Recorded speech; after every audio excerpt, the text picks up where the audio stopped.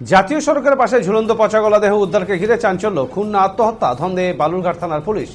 জাতীয় সড়কের ধারে ঝোপের মধ্যে এক ব্যক্তি ঝুলন্ত পচাগলা দেহ উদ্ধারকে ঘিরে ছড়ালো চাঞ্চল্য। বৃহস্পতিবার সকালে এই ঘটনাকে ঘিরে তুমুল হইচই পরিস্থিতি তৈরি হয় বালুরঘাটের কলকলা খাড়ি এলাকায়। যদিও এই ব্যক্তির নাম পরিচয় এখনো জানতে পারেনি পুলিশ। জানা যায় এদিন সকালে শহর লাগোয়া কলকলা খাড়ি সংলগ্ন এলাকায় একটি ঝোপ থেকে পচা দুর্গন্ধ বেরোতে থাকে, যার খোঁজ করতে গিয়ে আটকে ওঠেন স্থানীয় বাসিন্দারা। ঝোপের মধ্যে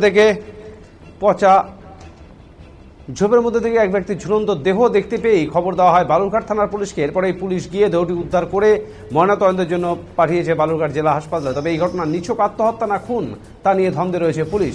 যদিও প্রাথমিক তদন্তে পুলিশের অনুমান মৃতদেহটি বেশ কয়েকদিন আগের, যার কারণে এই পচা দুর্গন্ধে ভরে গিয়েছে এলাকা। স্থানীয় বাসিন্দারা বলেন, নির্জন এলাকায় এক ব্যক্তির ঝুলন্ত পচাগলা দেহ দেখতে পেয়েছেন তারা। তবে এই ব্যক্তি এই এলাকার নয়।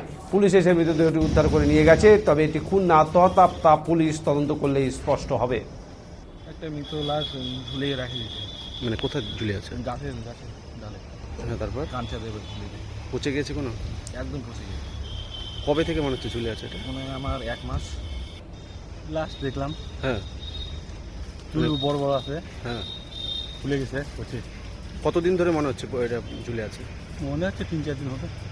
তো চিনতে পারছেন আপনারা এলাকা? চিনা যাচ্ছে না। তো পুলিশ কি এসছে এখানে? হ্যাঁ। কি করছে পুলিশ? পুলিশ দাঁড়ায় আছে না আমার।